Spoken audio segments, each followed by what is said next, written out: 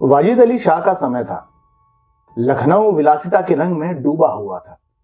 छोटे बड़े, अमीर गरीब सभी विलासिता में डूबे हुए थे। कोई नृत्य और गान की मजलिस सजाता तो कोई अफीम की पिनक के ही मजे लेता था। जीवन के प्रत्येक विभाग में आमोद प्रमोद का प्राध्याय था। शिक्षा विभाग में, साहित्य क्षेत्र में, सामाजिक व्यवस्था में, कला कौशल में, उद्योग धंधों में, आहार व्यवहार में सर्वत्र विलासिता व्याप्त हो रही थी। कर्मचारी विषय वासना में, कविगण प्रेम और विरह के वर्णन में, कारीगर कला बत्तू और चिकन बनाने में, व्यवसायी सुर में इत्र मिस्री और उपटन का उद्योग करने में लिप्त थे। सभी की आंखों में विलासिता का मद छाया हुआ था। संसार में क्या हो रहा था इसकी किसी को खबर ना थी। बटेर लड़ रहे थे, तीतरों की लड़ाई के लिए पाली बधी जा रही थी। कहीं चौसर बिछी हुई थी, पौ बारह का शोर मचा हुआ था, तो कहीं शतरंज का घोर संग्राम छिड़ा हुआ था। राजा से लेकर रंग तक इसी धुन में मस्त थे। यहां तक कि फकीरों को भी पैसे मिलते तो रोटियां ना लेके अफीम खाते या मदक पीते। शतरंज, ताश, गंजीफा ये सब खेलने से बुद्धि तीव्र होती थी, विचार शक्ति का विकास होता है, पेचीदा मसलों को सुलझाने की आदत पड़ती है। ये दलीलें जोर के साथ पेश की जाती थी।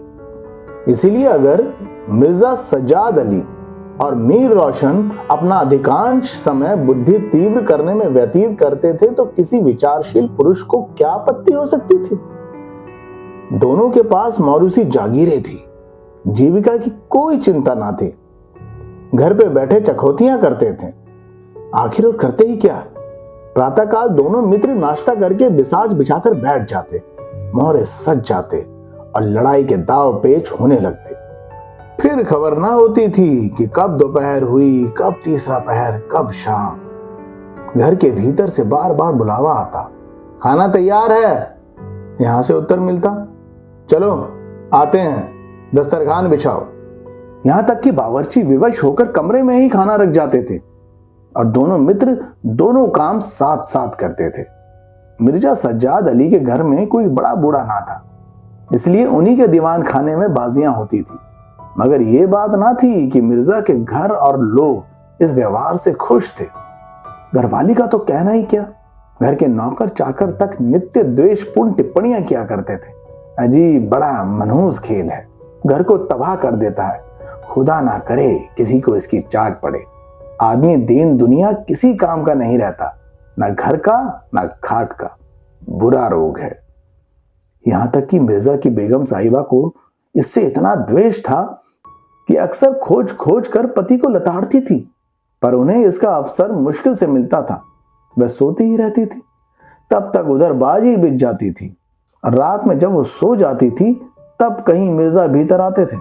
हाँ, नौकरों पर वे अपना गुस्सा उतारती रहती थी। क्या पान मांगे? कह दो आगे ले जाएं। खाने की भी फुर्सत नहीं है, ये जाकर खाना सर पे पटक दो। खाएं चाहे कुत्तों को खिलावें। पर रूबरू वो भी कुछ ना कह सकती थी। उनको अपने पति से उतना मलाल ना था जितना मीर साहब से। उन्होंने उनका नाम मीर बिगाड़ू रख छोड़ा था। शायद मिर्जा जी अपनी सफाई देने के लिए सारा इल्जाम मीर साहब के सर पे ही थोप देते थे। एक दिन बेगम साहबा के सर में दर्द होने लगा।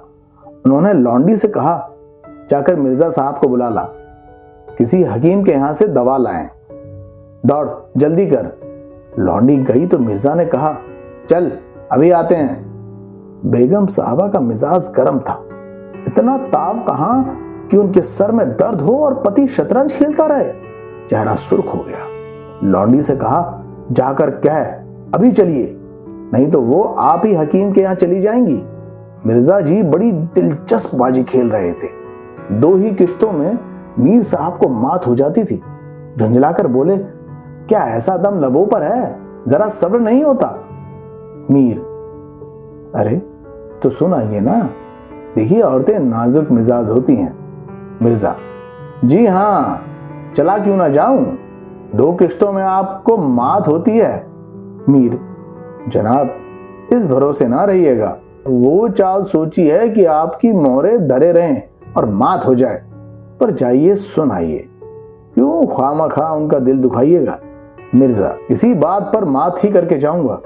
मीर, नहीं मैं नहीं खेलूंगा, आप जाकर सुनाइए। मिर्जा, अरे यार जाना ही पड़ेगा हकीम के यहाँ। सरदर्द खाक नहीं है, बस मुझे परेशान करने का बहाना है। मीर, कुछ भी हो उनकी खातिर तो करनी ही पड़ेगी। मिर्जा, अच्छा एक चाल और चल लूं?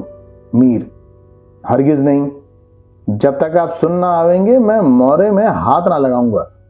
मिर्जा साहब मजबूर होकर अंदर गए तो बेगम साहिबा ने त्योरियां बदलकर लेकिन कराते हुए कहा, तुम्हें निगोड़ी शतरंज इतनी प्यारी है, चाहे कोई मर ही जाए पर उठने का नाम नहीं लेते। नौज कोई तुम जैसा आदमी हो। मिर्जा, क्या कहूं, मीर साहब मानते ही ना थे। बड़ी मुश्किल से पीछा छुड़ा कर आया हूं। बेगम, क्या जैसे वो खुद निखट्टू हैं वैसे ही सबको समझते हैं? उनके भी तो बाल बच्चे होंगे, या सबका सफाया कर डाला है? मिर्जा, बड़ा लती आदमी है, जब आ जाता है तब मजबूर होकर मुझे भी खेलना पड़ता है। बेगम, दुत्कार क्यों नहीं देते? मिर्जा, बराबर के आदमी हैं, उम्र में दर्जे में मुझसे 2 उंगली ऊंचे, मुलाहिजा करना ही पड़ता है। बेगम, तो मैं ही दुत्कार देती हूं, नाराज हो जाएंगे हो जाएं, कौन किसी की रोटियां चला देता है? रानी रूठेगी अपना सुहाग लूटेगी। हरिया, बाहर से शतरंज उठा ला। मीर साहब से कहना मियाँ अब ना खेलेंगे, आप तशरीफ ले जाइए। मिर्जा, हैं?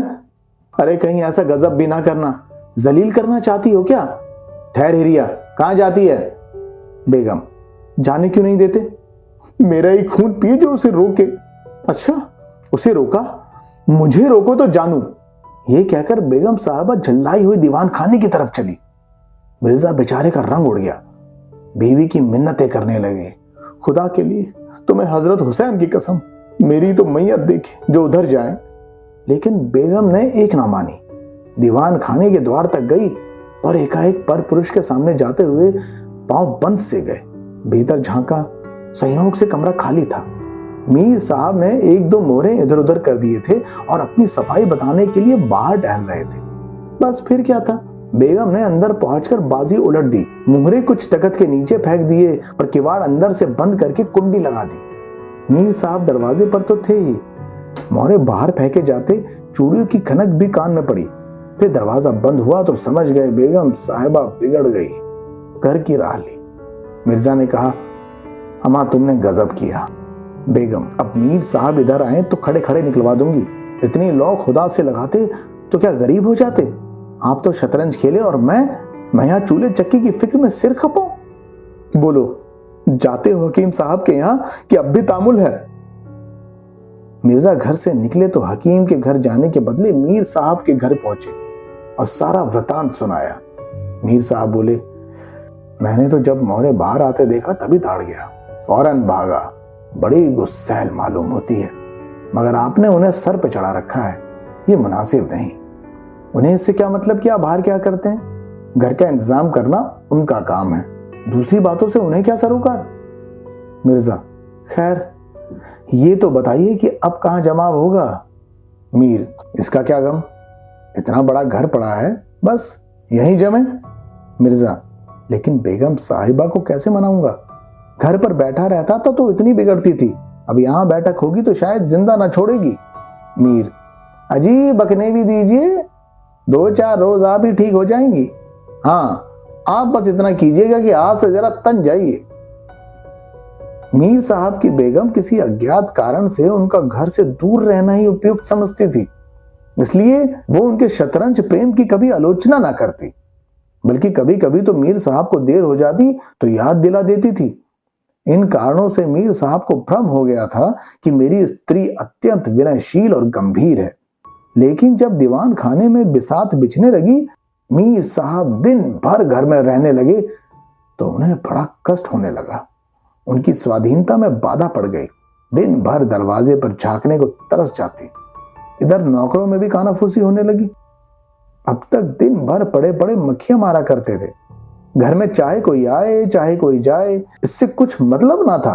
अब 8 पहर की धौस हो गई थी, कभी पान लाने का हुक्म होता तो कभी मिठाई का, और हुक्का तो किसी प्रेमी के हृदय की भांति नित्य जलता ही रहता था। वह बेगम साहबा से जा जाकर कहते, हुजूर, मियाँ की शतरंज तो हमारे जी का जंजाल हो गई, दिन भर दौड़ते दौड़ते पैरों में छाले पड़ गए। ये भी कोई खेल है कि सुबह को बैठो तो शाम ही कर दी। घड़ी आध घड़ी दिल बहलाव के लिए खेल खेलना बहुत है। खैर, हमें तो कोई शिकायत नहीं, हुजूर के गुलाम हैं, जो हुक्म होगा बजा ही लावेंगे। मगर ये खेल मनहूस है, इसका खेलने वाला कभी पनपता नहीं। घर पर कोई ना कोई आफत जरूर आती है। यहाँ तक कि एक के पीछे मोहल्ले के मोहल्ले तबाह होते देखे हैं। सारे मोहल्ले में यही चर्चा होती रहती है, हुजूर का नमक खाते हैं, अपने आका की बुराई सुन सुन कर रंज होता है। मगर क्या करें। इस पर बेगम साहबा कहती, मैं तो खुद इसको पसंद नहीं करती, पर वह किसी की सुनते ही नहीं। अब क्या किया जाए।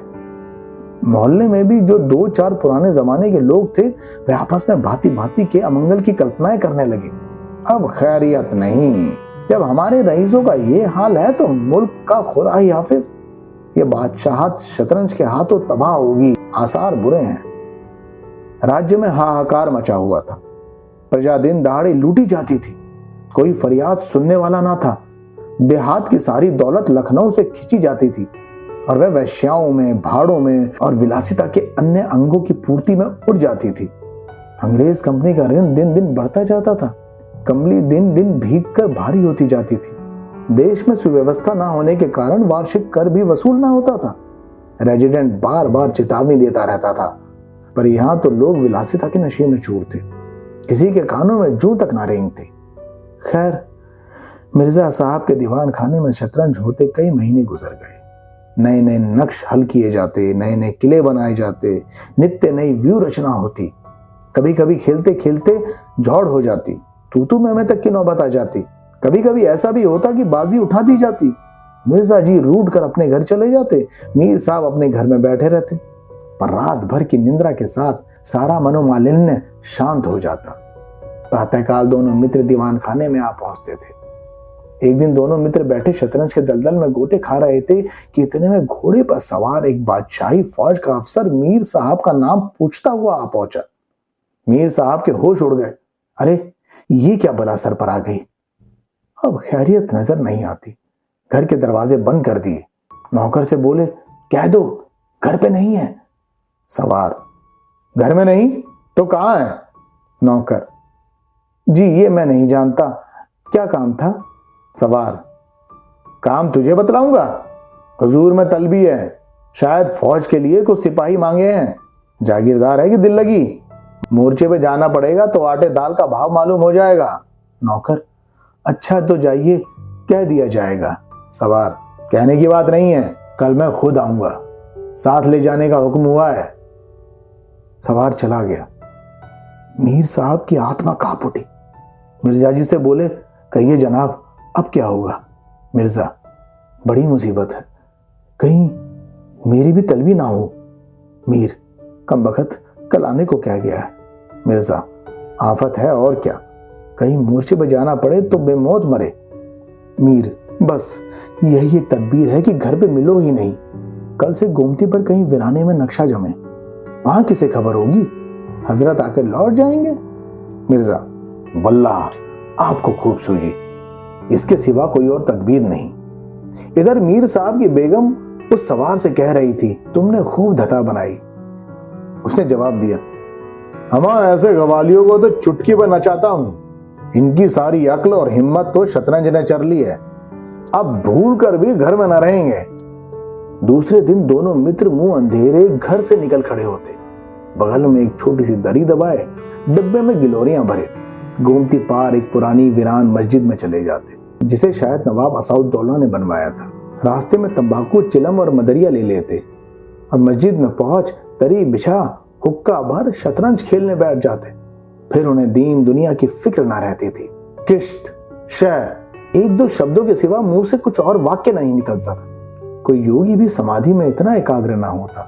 दोपहर को जब भूख मालूम होती तो दोनों मित्र किसी नाई बाई की दुकान में जाकर खाना खाते और एक चिलम हुक्का पीकर फिर संग्राम में डट जाते।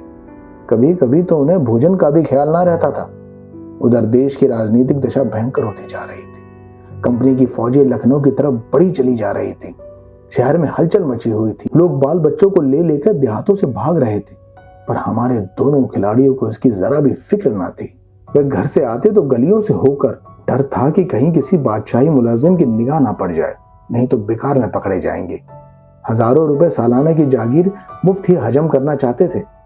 एक दिन दोनों मित्र मस्जिद के खंडर पर बैठे हुए शतरंज खेल रहे थे। मीर की बाजी कुछ कमजोर थी।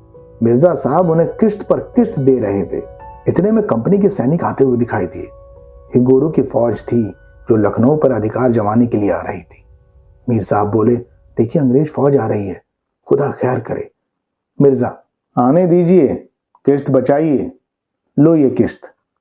मीर, जरा देखना चाहिए, कहीं आड़ में खड़े हो जाएं। मिर्जा, देख लीजिएगा, जल्दी क्या है, फिर किश्त। मीर, तोपखाना भी है, कोई 5,000 आदमी होंगे, कैसे जवान है, लाल बंदरों के से मुंह, सूरत देखकर खौफ मालूम होता है। मिर्जा, जनाब हीले ना कीजिए, ये चकमा किसी और को दीजिएगा, ये किश्त। मीर, अरे आप भी अजीब आदमी हैं, यहाँ तो शहर पर आफत आई हुई है और आपको किश्त की सूझी है। कुछ इसकी खबर है कि शहर घिर गया तो घर कैसे चलेंगे। मिर्जा, जब घर चलने का वक्त आएगा तो देखी जाएगी, ये किश्त बस आपकी शह में मात है। फौज निकल गई। 10 बजे का समय था। फिर बाजी बिछ गई। मिर्जा बोले, आज खाने की कैसे ठहरेगी। मीर, अजी आज तो रोजा है, क्या आपको भूख ज्यादा ही मालूम होती है। मिर्जा, जी नहीं, शहर में जाने क्या हो रहा है। मीर, शहर में कुछ ना हो रहा होगा, लोग खाना खाकर आराम से सो रहे होंगे, हुजूर नवाब साहब भी ऐशगाह में होंगे। दोनों सज्जन फिर खेलने बैठे तो 3 बज गए। अब की मिर्जा की बाजी कमजोर थी। 4 का गजर बज ही रहा था कि फौज की वापसी की आहट मिली। नवाब साजिद अली पकड़ लिए गए थे और सेना उन्हें किसी अज्ञात स्थान के लिए जा रही थी।